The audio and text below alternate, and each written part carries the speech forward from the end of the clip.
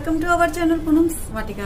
तो फ्रेंड्स, आज मैं बात करने जा रही हूँ इस प्लांट के बारे में, यानी कि नास्तुशियम वाइन के बारे में। ये दो तरीके से लगाई जाती है, एक तो बीज से और एक कटिंग से।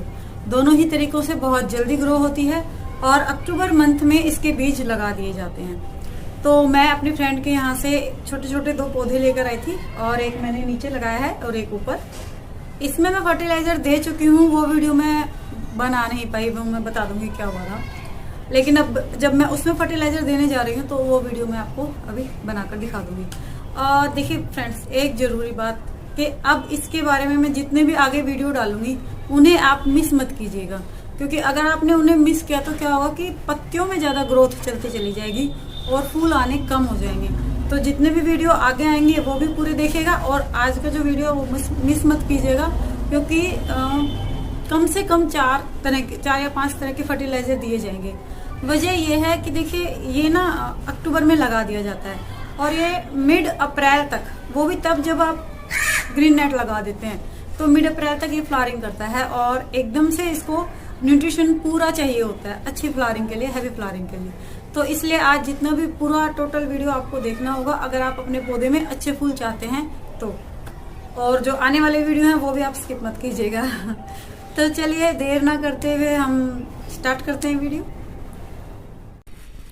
तो फ्रेंड्स, इसमें मैं फर्टिलाइजर जितने भी देने थे वो दे चुकी हूँ। एक्चुअली क्या हुआ, जिस दिन इसमें फर्टिलाइजर देने थे ना इस बेल में, तो गली में ना ड्रिल से कुछ काम हो रहा था और वो पूरा दिन ड्रिल चलती रही। तो मैं रिकॉर्डिंग इसलिए मैंने किया नहीं, वीडियो नहीं बनाया, क्योंकि वो आवाज़ बहुत डिस्टर्ब कर रही थी। शायद बाकी वीडियोस में भी आपने थोड़ी बहुत वो आवाज़ सुनी हो, मैंने बोला भी कि इग्नोर करना, बट उस दिन तो बिल्कुल मेरे घर के सामने ही वो ड्रिल चल रही थी, तो मैं इसमें दबा चुकी हूँ। लेकिन कुछ जो जानकारी है ना, जो मतलब ज़रूरी है, वो मैं आपको बता दूँ।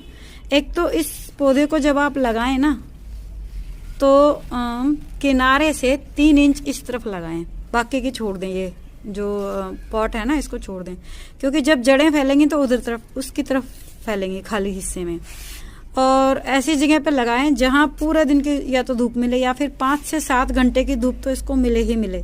क्योंकि देखो, अगर धूप प्रॉपर नहीं मिलेगी ना तो फ्लावरिंग अच्छी होती ही नहीं है। तो फ्लावर वाले इस फ्लावर के जो नास्तुशियम वाइन है, इसको फ्लावरिंग करने के लिए धूप चाहिए। एक देखिए, ये जो इस तरफ पौधा लगाने का फायदा क्या है, जड़ें इस तरफ हैं, तो आप इस तरफ की मिट्टी हटाकर और उसमें फर्टिलाइजर जो भी डालेंगे वो प्रॉपर जड़ों को अच्छे से मिल सकता है। वरना आपको चारों तरफ की मिट्टी खोदनी पड़ती है अगर आप सेंटर में लगाते। और ये ना इतनी सॉफ्ट होती है, जब आप इसमें फर्टिलाइजर दबाएं ना तो इनके पत्तों का बहुत ध्यान रखें, जरा सा मुड़ते ही ये टूट जाते हैं। तो इसलिए इस तरफ लगाने में ये भी फायदा है कि ये नॉर्मल इसी तरफ इसका झुकाव रहेगा और आप इजीली उधर आप फर्टिलाइजर दबा सकते हैं। अगर ये सेंटर में हुई और आपको इधर उधर करनी पड़ी ना हाथ से, तो वो बेल तने से भी टूट सकती है और कोई इम्पोर्टेंट टहनी भी इसकी टूट सकती है। और अगर तने से टूट गई ना तो पूरा सब करा धरा सब बेकार हो जाएगा। तो अभी इसका हो चुका है और अब ये देखिए छत पे जो दूसरा क्या बोलते हैं, सीडलिंग, जो मैं अपनी फ्रेंड के यहाँ से लाई थी, वो मैंने छत पे लगाया है। तो चलते हैं छत पे और वहाँ चल के बाकी जो दूसरी वाली है उसमें मैं फर्टिलाइजर दूंगी, तो वहाँ वीडियो बनाएंगे। तो चलिए चलते हैं छत पर। ये देखिए, ये इतनी नहीं बढ़ रही है। तो सबसे पहले ना ये जो मैं पत्ते डालती हूँ ना, सूखी पत्तियाँ अपने गार्डन की, सूखे फूल, सूखी पत्तियाँ, वो आप अलग से निकाल लें यहाँ पे।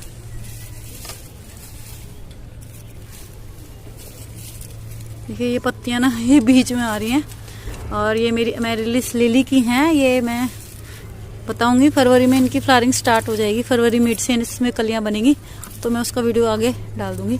फिलहाल ये सूखी पत्तियां सभी निकाल लें और मिट्टी की अब करते हैं अच्छे से गुड़ाई।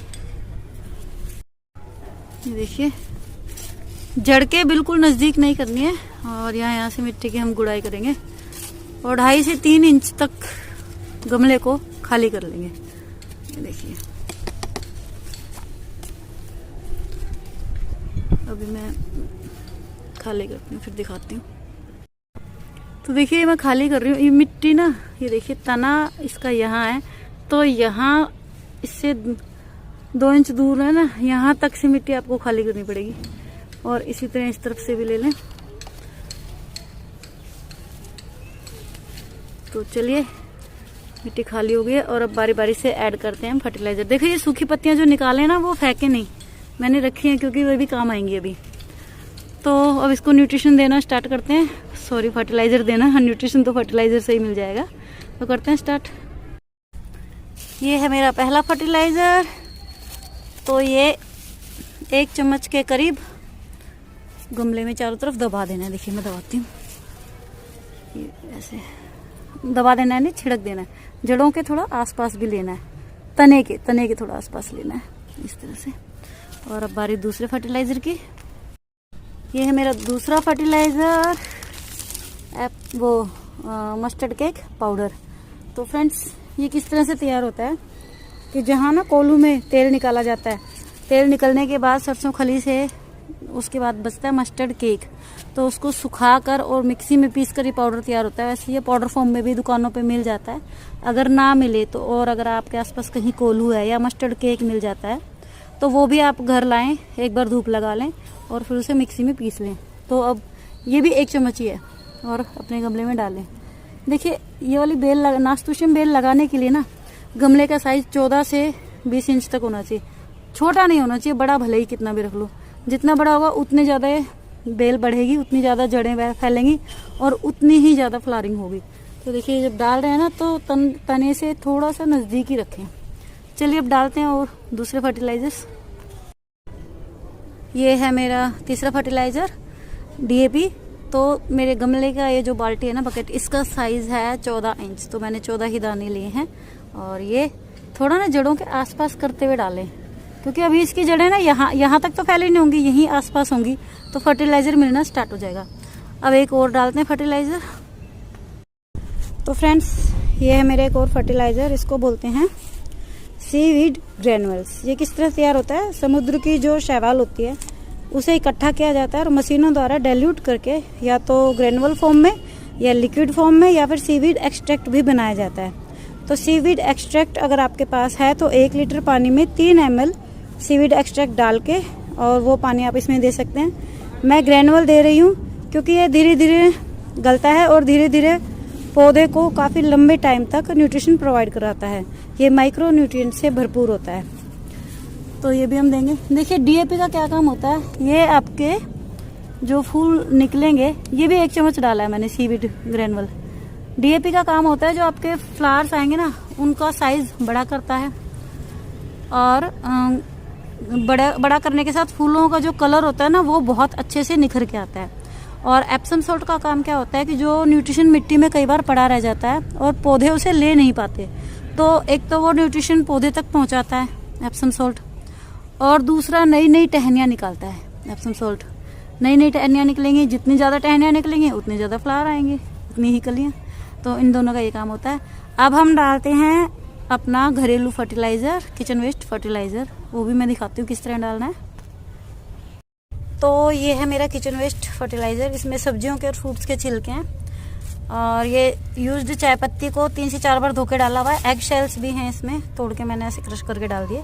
हाँ, पकाया हुआ भोजन आप इसमें ना डालें, और अगर गुठलियाँ या बीज हैं तो उन्हें तोड़ के डालें इसके अंदर। और अब हम ये उसमें ऐड करने वाले हैं। तो फ्रेंड्स मुझे ना दोनों हाथों की भी ज़रूरत पड़ेगी, तो मैं डालने के बाद फिर दिखाती हूँ आपको। तो देखिए फ्रेंड्स, ये जो एग शेल्स है ना ये धीरे धीरे गलते रहते हैं और इनसे पौधे को कैल्शियम मिलता है जो काफ़ी महीनों तक मिलता रहता है। बाकी इसमें सभी तरह के प्रोटीन विटामिन्स और न्यूट्रिशन होते हैं जो हमारी बॉडी को मिलते हैं। ये देखिए पोटाश की कमी को दूर करता है प्याज का छिलका और केले का छिलका। तो ऐसे ही ये जो पूरा किचन वेस्ट है इसमें बहुत सारे न्यूट्रिएंट्स होते हैं जो पौधे को प्रोवाइड होते रहते हैं, और ये बहुत इजीली मिलता है क्योंकि ये घर का ही होता है अपने। मैं तो घर का इकट्ठा करती हूँ, मेरे घर से कभी कूड़ा बाहर नहीं जाता है। मैं कूड़ा वाला लगाया हुआ है लेकिन फ्री के पैसे लेके जाता है, मैं देती नहीं हूँ, कूड़ा होता नहीं है। हाँ, कभी कभार कागज़ के कुछ टुकड़े होते हैं क्योंकि बच्चे जब आर्ट एंड क्राफ्ट करते हैं तो उसमें कुछ निकल आता है बस। तो अब हम क्या करेंगे फ्रेंड्स, ये डालने के बाद ये जो इसकी पत्तियाँ थी ना सूखी, इन्हीं पत्तियों से इसको कवर कर देंगे।